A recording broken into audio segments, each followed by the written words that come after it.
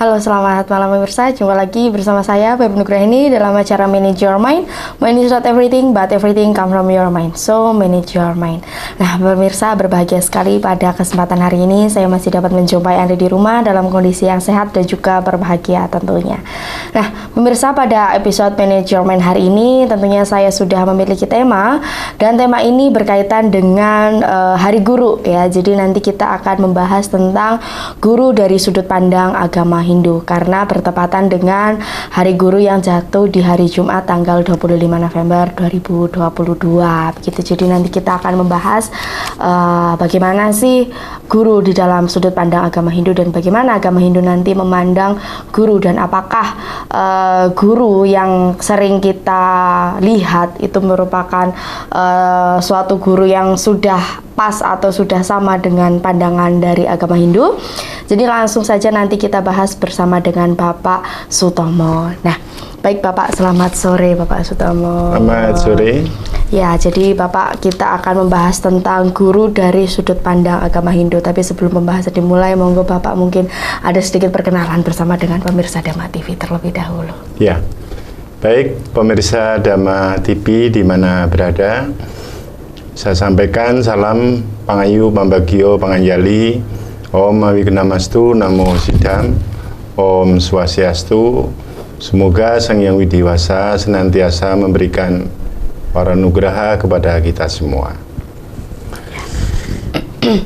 Baik Bapak, seperti yang tadi sudah saya sampaikan bahwa kita akan membahas tentang guru karena bertepatan dengan Hari Guru yang jatuh di hari Jumat tanggal 25 November 2022 begitu.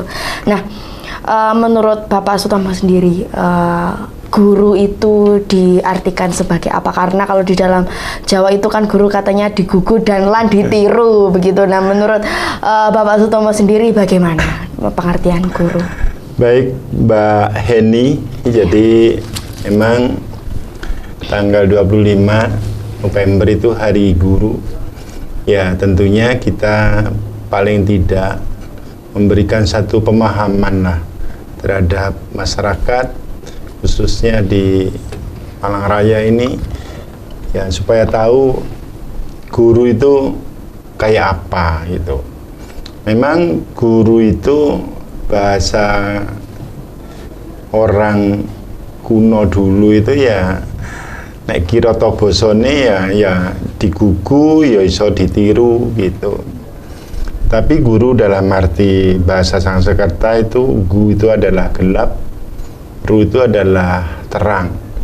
Artinya memang seorang sosok guru itu suasana yang gelap itu supaya menjadi terang, hadirlah seseorang yang dinamakan guru.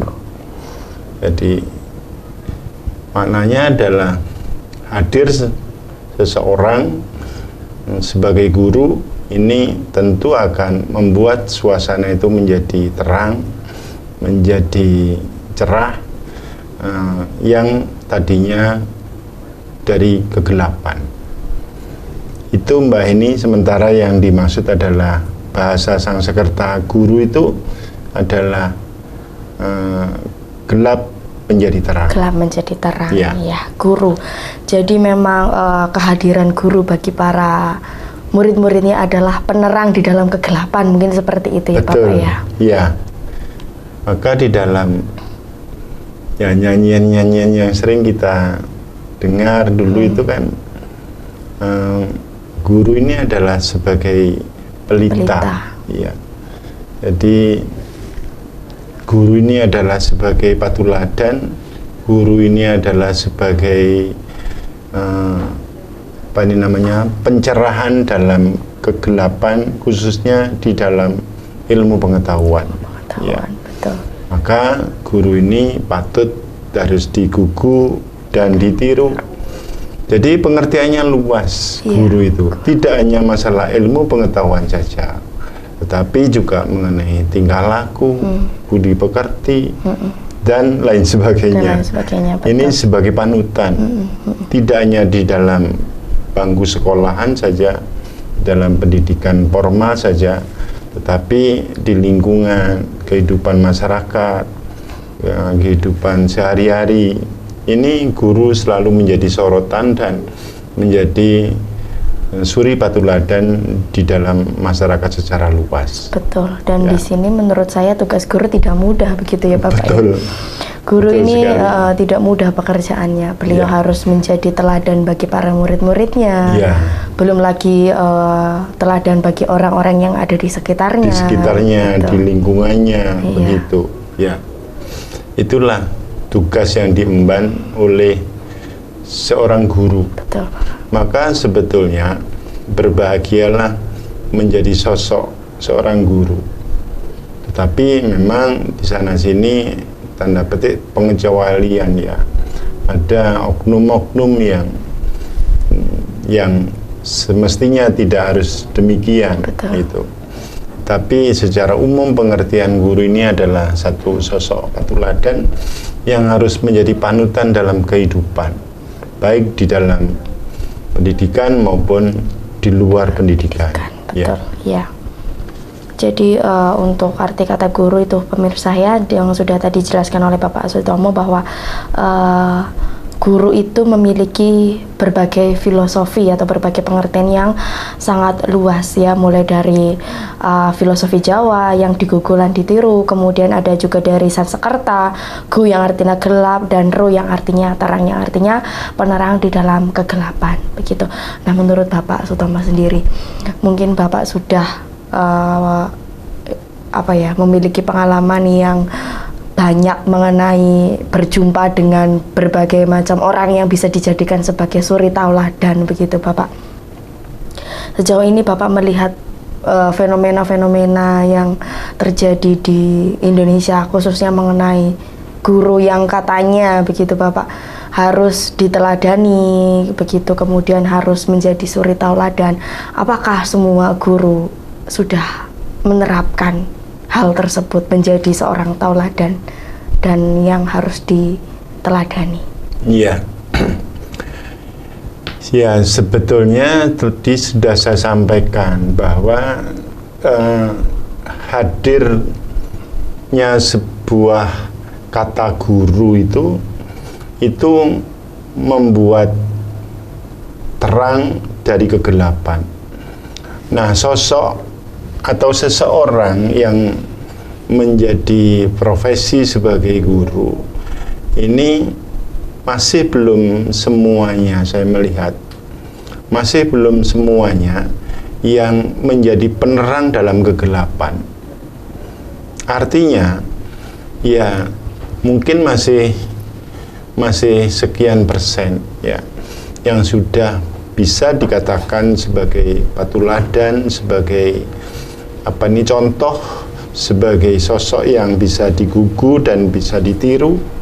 Tetapi kemudian yang sebagian masih mungkin dalam proses ini, dalam proses untuk mencari jati dirinya sebagai seorang guru yang mestinya patut digugu dan ditiru. Itu. Iya, betul. Jadi artinya harapan kita memang semuanya guru itu harus sepatutnya sesuai dengan profesinya, sesuai dengan filosofinya, begitu.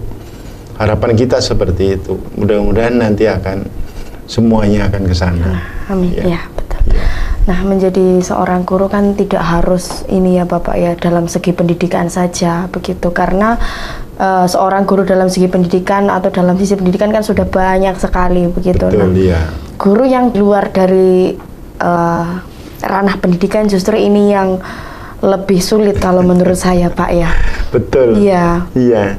Yang guru yang di luar formal ini yang kadang-kadang sangat sulit dan kemudian banyak menjadi sorotan. Iya, betul Bapak. Dan begitu ada kelalaian, namanya manusia ya. Begitu ada kelemahan atau kelalaian dari oknum itu sendiri, dan langsung orang luar itu mengatakan, "Loh, guru kok ngono?" Iya, betul. Guru kok begitu? Iya, guru itu mestinya orang ngono. Dan inilah yang berat yang disandang oleh oknum-oknum yang sudah punya satu predikat sebagai seorang guru. Betul. Ini. Memiliki ini apa beban yang bebannya itu bukan beban apa ya Pak ya, tanggung jawab mungkin ya lebih kepada tanggung jawab. Beban lahir batin. Iya betul ya, karena memang kondisinya saat ini guru dituntut untuk selalu bisa perfect begitu Bapak, sempurna, tidak boleh ada kesalahan, selalu dituntut untuk menjadi seorang yang bisa digugulan, ditiru itu tadi, tata perilakunya baik, tata susilanya baik. Apalagi ya zaman-zaman sekarang. Iya ya, betul Bapak, betul. Zaman sekarang guru itu harus benar-benar bijak. Betul. Ya. Jadi beda kalau zaman dulu, zaman-zaman maaf ini bapak saya dari istri itu juga guru sampai jadi kepala sekolah dulu juga begitu. Karena artinya kalau anak di sekolah ini sebagai sudah tanggung jawabnya sebagai ini seorang guru. Seorang guru. Ya. Tapi sekarang kayaknya tidak begitu.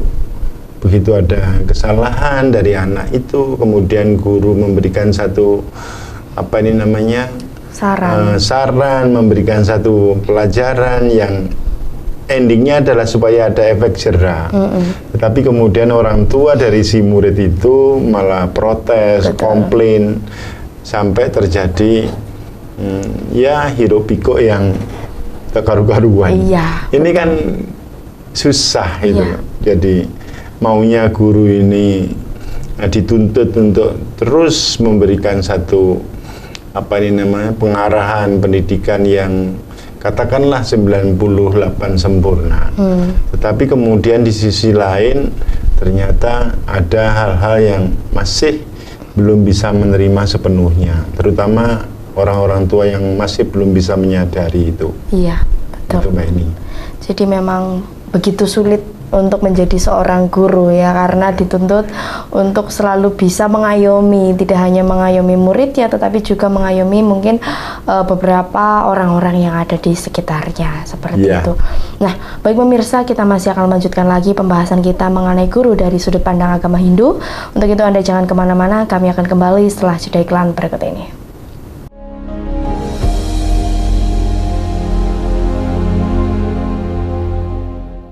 Baik, terima kasih pemirsa, Anda masih bersama kami dalam acara Manage Your Mind. Mind is not everything, but everything come from your mind. So, manage your mind. Kita masih dengan tema guru dari sudut pandang agama Hindu dan juga masih bersama dengan Bapak Sutomo. Untuk tadi di awal kita sudah membahas mengenai pengertian guru ya. Jadi tadi Bapak Sutomo ini sudah menyampaikan mengenai filosofi kata guru. Ada yang dari Sanskerta dan juga ada yang dari filosofi Jawa seperti itu. Dan memang ternyata dari pembahasan kita di awal tadi banyak sekali tugas-tugas dari seorang guru yang ternyata memiliki tanggung jawab yang sungguh luar biasa besarnya, yang membuat guru kadang kalau salah langkah sudah salah semuanya, luput begitu ya Bapak ya, mungkin bisa dikatakan seperti itu. Nah, untuk pertanyaan saya selanjutnya Bapak, apakah guru dalam pandangan agama Hindu ini hanya sebatas tentang profesi begitu? Profesi, mungkin profesi pengajaran seperti itu? Ya, sebetulnya tidak. Menurut pandangan kita di Hindu itu, guru ini adalah tidak hanya sebagai profesi saja, tetapi lebih dari itu. Ya, makanya jadi seorang guru ini kalau di sekolah ya menjadi guru, tugasnya adalah untuk mendidik anak-anak supaya menjadi pinter, menjadi apa ini namanya, punya prestasi dan lain sebagainya. Tetapi begitu pulang, apakah beliau ini tidak dipanggil sebagai guru? Ya toh. Begitu pulang sampai di rumah, itu beliau ini ya juga masih banyak tetangga-tetangganya Pak Guru begitu, Bu Guru begitu. Betul. Artinya apa? Tidak hanya waktu menjadi guru di sekolah saja sebagai profesinya, tetapi di luar itu beliau-beliau ini juga menjadi panutan. Bahkan kadang-kadang banyak di luar pendidikan pelajaran sekolah, ada anak-anak kita yang minta les ya, minta free fast dan lain sebagainya.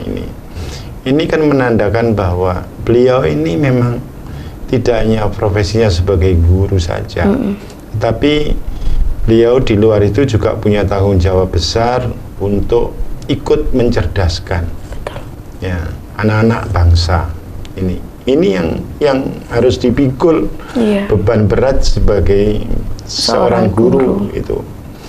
Maka tidak hanya sebagai pengajar di sekolah saja, tetapi di luar itu juga punya tugas ikut mencerdaskan anak-anak bangsa melalui event-event kegiatan di luar kurikulum lah, di luar kegiatan sekolah. Betul. Begitu. Nah, apalagi di rumah itu anak-anak juga merupakan satu kebanggaan.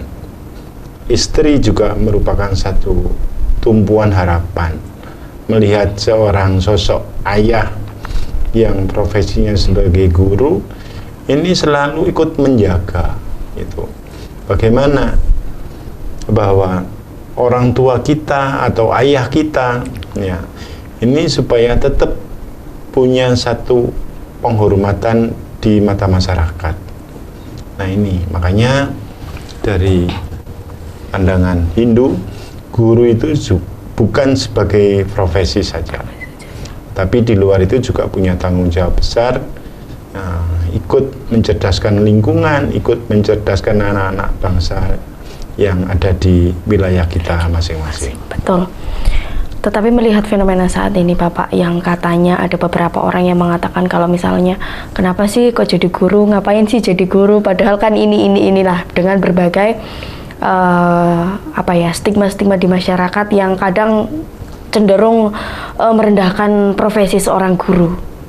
Begitu Bapak, karena mungkin ya jadi seorang guru kan tidak mudah. Yang pertama sudah bekerja seperti itu, tapi mungkin menurut pengalaman dari mereka, jadi guru orang bayarnya cuma segitu. Nah kan kadang seperti itu ya Bapak ya. Nah bagaimana Bapak menyikapi hal ini tentang? Ya begini, jadi artinya ini kan harus berawal dari sosok seorang itu sendiri. Jadi kalau sudah mulai dari awal beliau sekolah, beliau kuliah, mengambil mata prodinya itu pendidikan, otomatis beliau ini sudah mencanangkan dirinya sebagai pengajar, sebagai guru begitu. Apapun yang akan dihadapi nanti itu beliau akan lebih awal sudah siap. Ya, baik itu menghadapi gonjang-ganjingnya pemahaman masyarakat, maupun ada kadang-kadang sudah menjadi guru sekian tahun masih belum PNS, masih sukuan, masih honorer ini. Kemudian di luar sana banyak cemoohan dari masyarakat. Ini sebetulnya yang masih belum bisa dipahami oleh masyarakat itu sendiri. Padahal begitu beratnya tanggung jawab sebagai seorang guru. Ini. Nah, kalau dibandingkan beban yang dipikulnya, tanggung jawab yang dirasakan, dibanding dengan seorang honorer, seorang sukuan. Itu kasihan sekali. Betul, Bapak. Ya. Maka kita harus memandang bahwa ini patut kita hormati. Kita hargai jasa mereka sebagai seorang guru ini. Begitu Mbak Eni. Iya. Jadi memang pandangan di masyarakat umum kan seperti itu ya Pak ya. Berbeda-beda, betul. Dan ada yang memandang guru ini profesi yang luar biasa, ada yang memandangnya sebelah mata, itu kan pasti ada seperti itu ya Pak ya namanya. Betul, pandangan-pandangan orang seperti itu, dan bahkan ada kan pepatah mengatakan guru adalah pahlawan tanpa tanda jasa. Padahal seperti itu ya Pak ya. Iya, itu. Nah, harus kita junjung tinggi. Memang ada sih 1-2 yang saya sampaikan tadi ya, guru yang tidak bisa mematuhi apa etika sebagai seorang guru itu ya memang banyak ya. Memang ada seperti itu, tetapi kita kan tidak boleh memandang dipukul semua rata gitu. Iya. Jadi konteksnya adalah guru ini adalah sebagai panutan. Ya, begitu Mbak Eni. Baik, jadi memang sedikit saya simpulkan ya Bapak, jadi dalam agama Hindu guru itu tidak hanya profesi yang mengajar saja, begitu ya Bapak ya. Begitu. Kemudian apakah seorang guru ini harus memiliki kualifikasi kerohanian yang mampu mengendalikan triguna? Ini saya ada narasi mengenai triguna, yaitu sifat satwam, rajas, dan tamas. Inikah bagaimanakah hubungan antara guru dengan triguna ini, Bapak? Iya, guru itu kan mata pelajarannya kan macam-macam. Iya, macam-macam. Iya, ada yang guru bahasa Inggris, bahasa Indonesia, matematika, kemudian guru agama. Iya. Yang berat itu kan masuk dalam ranahnya yang triguna. Itu ada di guru agama itu. Karena guru agama ini ya namanya saja guru agama. Jadi beliau ini artinya itu harus punya pemikiran yang rangkap, yang double begitu. Karena di samping beliau ini sebagai guru, yang satu sosok adalah sebagai panutan, sebagai pencerahan. Di sisi lain, beliau ini adalah seorang guru agama yang mestinya di sana otomatis agama yang dia perlu ini sebagai beban. Ya. Jadi katakanlah sekarang guru agama Hindu begitu, ya beliau kan sudah di sana sini dikenal oleh masyarakat. Guru apa ibu? Guru agama apa? Agama Hindu gitu. Nah tentunya beliau ini harus benar-benar bisa mengendalikan satwanya, rajasnya, tamasnya. Jadi satwa ini adalah sifat-sifat yang satwika, sifat-sifat yang bijak, sifat-sifat yang bijaksana, yang memberikan satu pelayanan yang sejuk begitu, sifat-sifat satwika ini. Jadi kalau yang rajas dan tamas ini sifat-sifat yang gampang marah. Rajas. Iya. Apalagi yang tamas ini yang malas gitu. Maka jangan sampai ada guru-guru agama kita yang guru agama kok sering marah gitu. Kemudian ada lagi yang guru agama kok males mengajar, ini males datang ke sekolah. Nah kemudian apa yang tugas yang diberikan kepada anak-anaknya kan itu, kepada anak didiknya gitu. Nah ini erat sekali hubungannya dengan triguna itu. Jadi makanya guru agama ini terutama ya, kalau guru-guru pelajaran umum sih tidak sebegitu. Iya. Ya memang ada unsurnya. Jadi sifat rajas, tamas dan satwikanya ini memang selalu melekat, tetapi lebih ditekankan kepada guru-guru agama. Betul. Ini. Iya. Ini Mbak Heni. Jadi memang guru, apalagi guru agama itu seperti harus dituntut ini ya Pak ya, harus dituntut untuk selalu apa? Betul. Jadi ibarat orang melangkah itu ya selalu hati-hati dan lebih hati-hati. Iya. Ya. Jadi jangan sampai ibarat orang melangkah satu langkah ini, jangan sampai ibaratnya hati-hati, jangan sampai kena duri begitu. Jadi jinjite alon-alon supaya apa? Tidak jangan sampai keliru. Betul. Karena begitu keliru namanya guru agama. Terus sorotannya masyarakat luar biasa. Luar biasa, betul. Iya. Iya. Begitu pemirsa ya, jadi tadi Triguna ada Satwam, Rajas, dan Tamas. Satwam ini adalah sifat bijak, kemudian Rajas adalah sifat marah. Sifat marah, dan Tamas ini pemalas, Iya, begitu ya pemalas, Bapak ya. ya. Saya lupa ini yang Rajas tadi. Nah, baik pemirsa, kita masih akan melanjutkan lagi pembahasan kita tentang tema guru dari sudut pandang agama Hindu. Untuk itu Anda jangan kemana-mana, kami akan kembali setelah jeda iklan berikut ini.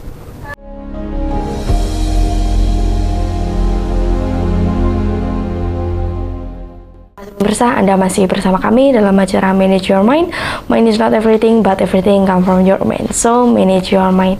Kita masih dengan tema guru dari sudut pandang agama Hindu. Tadi Pak Sutomo sudah menyampaikan mengenai Triguna, yaitu sifat yang harus dimiliki oleh seorang guru ya. Ada Satwam, Rajas, dan Tamas. Apalagi yang menjadi contoh dari yang Pak Sutomo sampaikan adalah guru agama, begitu ya Bapak ya. Betul, ya. Guru agama dituntut tidak boleh malas, tidak boleh pemarah, bahkan kalau marah itu nanti aduh pandangannya langsung berbeda begitu. Ya. Jadi akhirnya kan yo wis cara Jawa niku sithik akeh engko agamane malah dikatut-katutno. Iya, gitu betul, kan. betul. Seperti itu. Maka harus ekstra hati-hati dan harus benar-benar punya ini kepribadian yang sangat luar biasa. Sabar. Betul ya. Iya. Makanya satwikanya ini harus rangkep ini. Double-double ya Pak ya. Double gitu.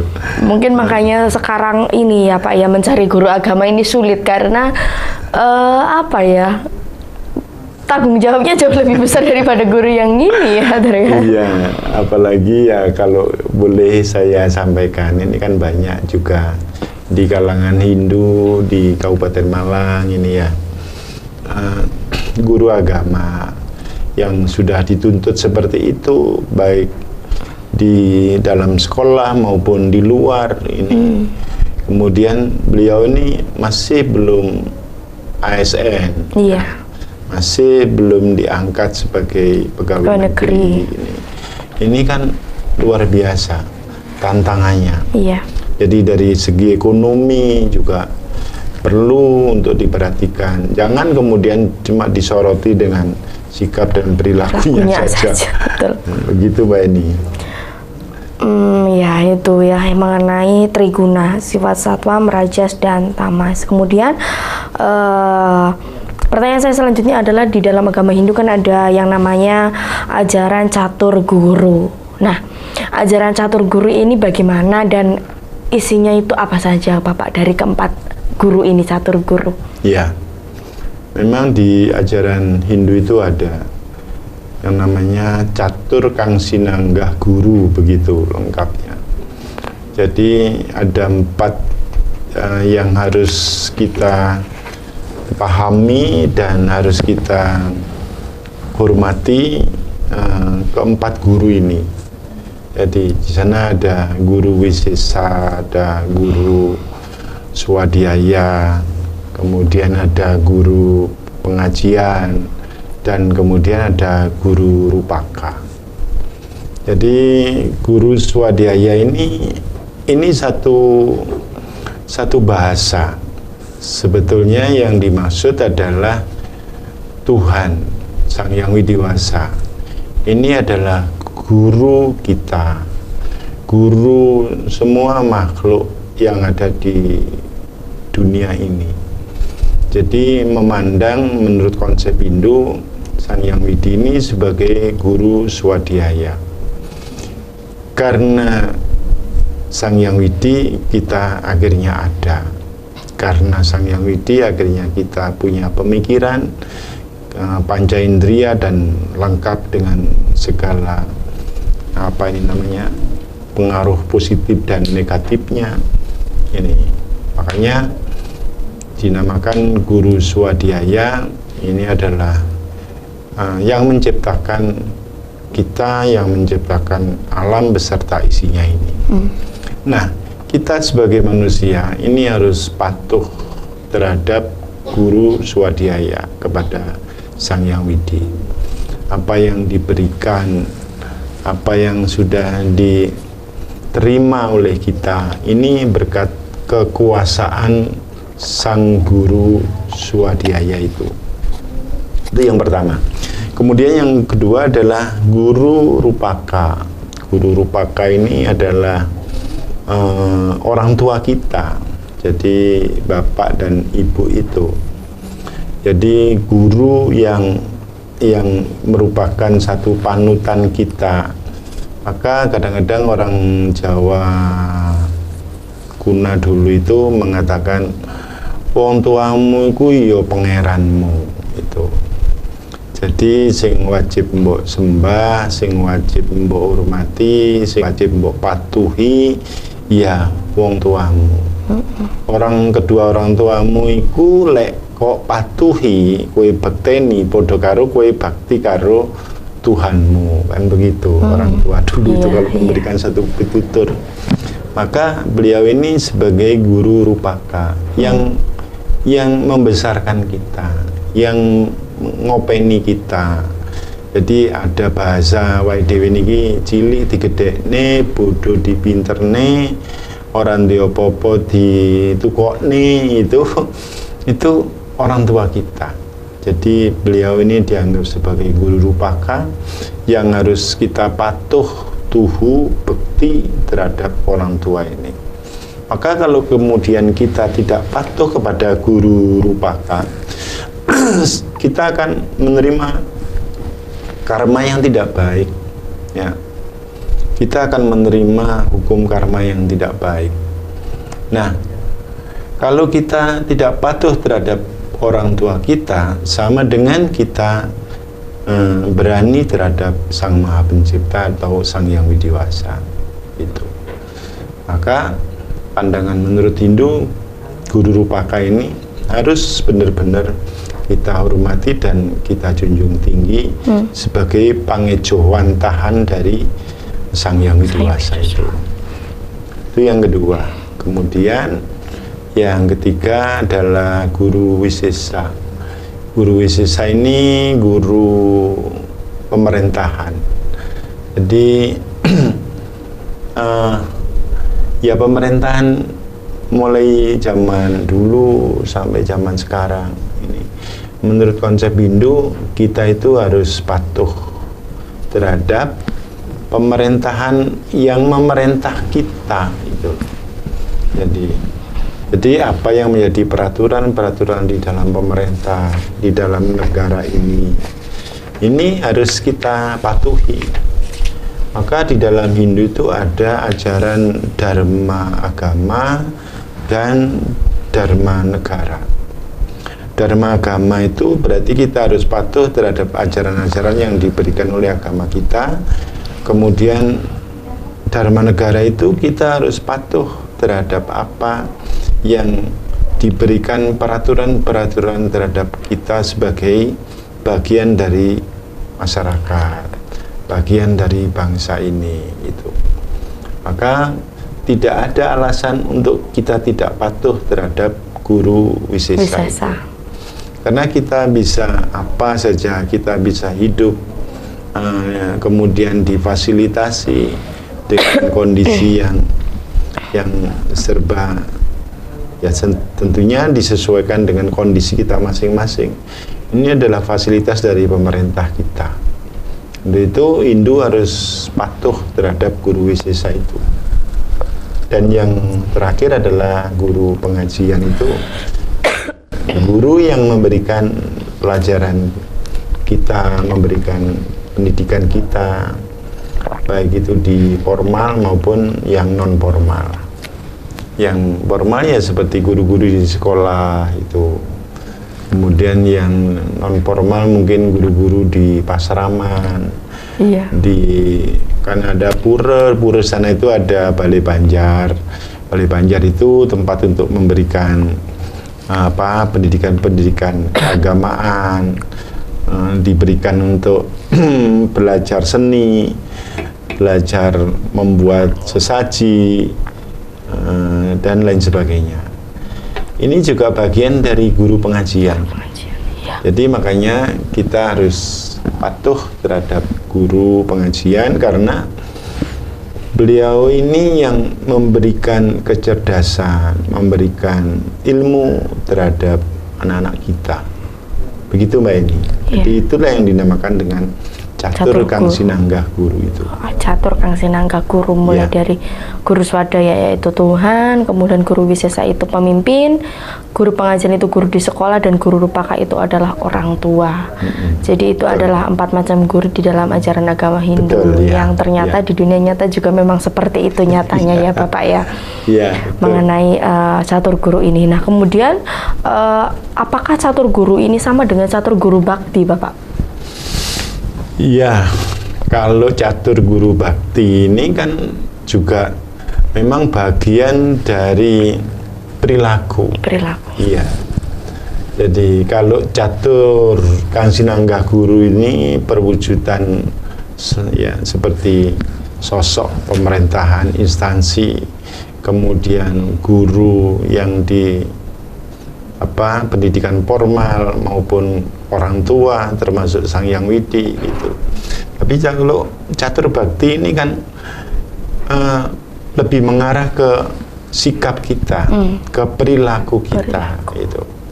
Supaya kita ada semacam tingkatan-tingkatan di dalam kita melakukan bakti, ya, bakti yoga dan lain sebagainya. Iya, berarti lebih kepada bakti kepada 4 guru ya. Iya. Jadi mengarah ke sikap perilaku kita. Iya, sikap dan perilaku, betul. Nah, saya ingin bertanya kepada yang bakti kepada guru pengajian Bapak, karena kan saat ini sebagai salah satu upaya kita untuk dalam peringatan Hari Guru ini Bapak, bakti kepada guru pengajian. Menurut Bapak sebagai mungkin seorang yang sudah lebih berpengalaman begitu, melihat kondisi anak-anak sekarang begitu, yang kadang sama guru ini kayak kurang kurang ngajeni begitu, kurang menghormati. Nah, bagaimana nanti Bapak melihat fenomena ini? Dan untuk pertanyaan ini nanti masih disimpan dulu ya Bapak ya, masih disimpan dulu untuk segmen berikutnya. Jadi pemirsa, Anda masih harus menyimak pembahasan kami mengenai guru dari sudut pandang agama Hindu. Untuk itu Anda jangan kemana-mana, kami akan kembali setelah jeda iklan berikut ini.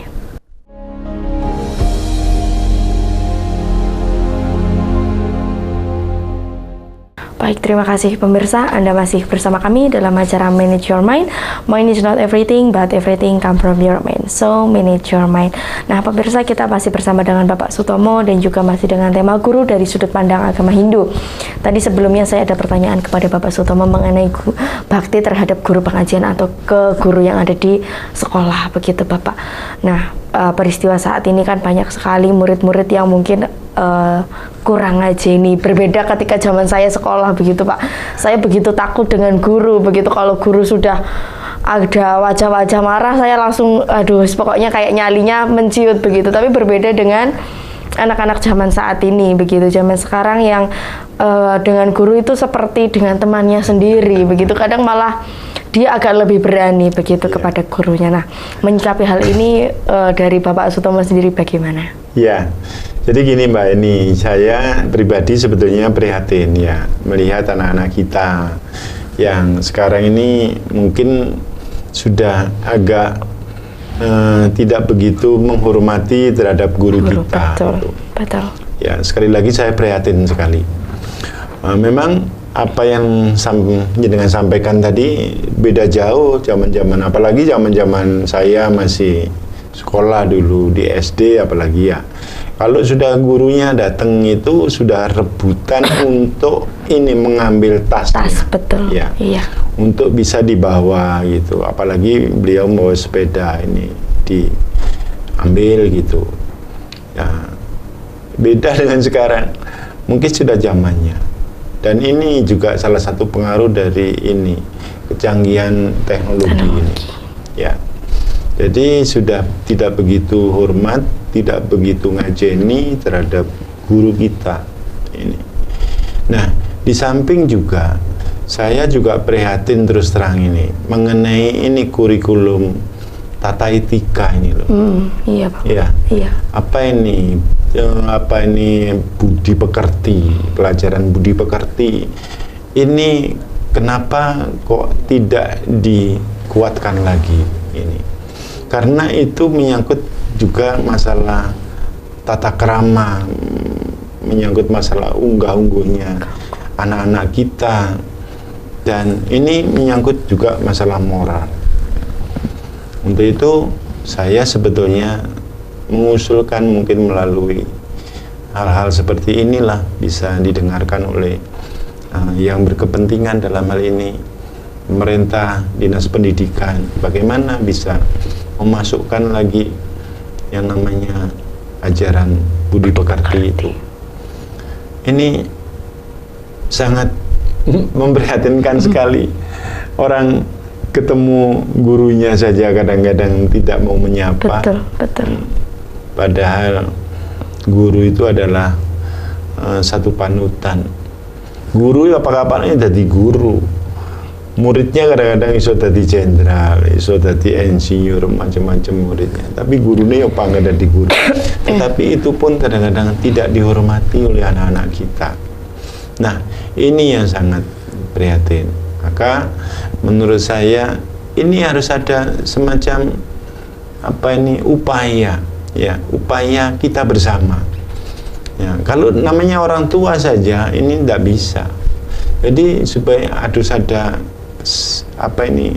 gayung bersambut lah istilahnya. Ya, supaya anak kita patuh terhadap guru, kemudian juga patuh terhadap orang tua. Jadi guru ini tugasnya adalah di bangku sekolah mulai dari jam 7 pagi katakanlah sampai jam 2 mungkin jam 3. Selebihnya itu sudah kembali ke rumah. Nah, tugasnya orang tua. Nah, bagaimana menjadi anak-anak ini sebagai anak yang patuh terhadap gurunya, patuh terhadap orang tua ini. Maka di dalam ajaran Hindu itu sebetulnya ada anak yang namanya Suputra. Suputra itu anak yang, maaf ini di agama Muslim itu ada anak yang soleh dan soleha. Ya, itu. Di Hindu ada namanya anak yang Suputra, anak yang bakti terhadap orang tua dan patuh terhadap guru kita ini. Maka dikatakan di sana kalau cara Jawane anak sing iso mikul dhuwur mendem jero karo darmaning tiang sepuh itu adalah anak yang dinamakan Suputra itu. Nah, kita agaknya sulit untuk mencari anak-anak yang sudah punya predikat sebagai anak yang Suputra. Karena apa? Ya pengaruh lingkungan, pengaruh media, pengaruh macam-macam ini yang sebetulnya kita kayak kewalahan untuk meredam ini semua. Ya. Nah, untuk itu saya sekali lagi menyampaikan ini harus ada sinergitas yang bekerja sama. Bagaimana upayanya, baik itu dari pemerintah maupun dari guru maupun dari orang tua untuk bisa menciptakan satu upaya untuk pencegahan. Karena ini kalau diterus-teruskan kan menjadi kenakalan anak-anak itu. Ya. Iya. Yang kemudian anak-anak sudah tidak patuh terhadap orang tua, tidak patuh terhadap negara kita akhirnya juga tidak, menutup kemungkinan anak-anak sudah tidak mau upacara, tidak mau hormat bendera. Ini sangat dikhawatirkan oleh kita semua. Nah, ini yang perlu untuk dipahami oleh kita semua sebetulnya. Tidak hanya sebagai orang tua saja, tidak hanya guru saja, tetapi juga pemerintah sebagai guru siswa kita harus lebih memahami tentang hal ini. Jadi prihatin begitu ya Bapak yang melihat fenomena teman yang terhadap pendidikan kita. Iya. Ya. Maka kalau kita boleh usul yaitu pendidikan moral Pancasila terhadap budi pekerti ini harus kita tanamkan. Ya. Betul. supaya mendidik anak-anak kita patuh. Anak-anak kita sekarang kalau masuk rumah itu sudah tidak pakai bahasanya namanya masing-masing. Ya kalau yang Muslim Assalamualaikum, ya yang Hindu Om Swastiastu, dan yang Buddha apa itu namanya? Namo Buddhaya. Namo Buddhaya gitu. Kadang-kadang wis dilangkai ya. Iya. Dan ini kan yang kita prihatinkan seperti itu. Betul, Bapak. Dan kalau ini sudah merajalela, ada bahasanya, kalau di Hindu itu ada. Kalau sudah adharma, ini katakanlah adharma. Ya. Sudah adharma itu berkecamuk, wah luar biasa dah. Mesti harus turun sebagai awatara untuk memberikan satu nuansa kebaikan dalam dunia ini. Ya, artinya ya dalam pendidikan, dunia dalam jiwa kita ini rupanya harus perlu ada penanaman supaya anak-anak kita cinta dengan gurunya, cinta dengan dirinya sendiri, juga cinta terhadap orang tua dan bangsa dan negara ini. Betul. Ya. Jadi memang pendidikan moral Pancasila dan pendidikan budi pekerti yang menjadi kunci begitu. Betul. Ya Bapak ya. Iya. Tapi saat ini pendidikan moral Pancasila, pendidikan budi pekerti itu hampir tidak ada, digantikan dengan pembelajaran yang lain. Bahkan kadang dilimpahkan kepada guru agama untuk membangun karakter. Ini juga bebannya guru agama sebenarnya di sini kalau saya boleh berbagi ini, Pak. Iya. Iya. Jadi akhirnya tumbuh-tumbuh ya bebannya guru agama ya. Tumbuh, double banget. Nah, kemudian ini Bapak mengenai Ida Sang Hyang Widiwasa dipandang sebagai guru alam semesta dan juga guru para dewa. Ini boleh Bapak bisa menjelaskan sedikit mengenai paham yang seperti ini? Iya, jadi kembali lagi ke guru Swadhyaya tadi. Jadi Tuhan Sang Hyang Widiwasa ini menciptakan alam semesta beserta isinya. Termasuk para dewa. Dev itu kan sinar, jadi sinar sucinya dari Sang Hyang Widi itu para dewa. Manakala Sang Hyang Widi ini dipandang sebagai guru, ya semua alam semesta ini memang harus patuh, ya harus bakti, dan istilah bahasanya itu kalau boleh dikatakan sinar lampu ini skakelarnya itu ya di Sang Hyang Widi itu. Begitu Sang Hyang Widi itu memetik skakel ini, semua akan padam. Semua akan kembali kepada Sang Hyang Widi.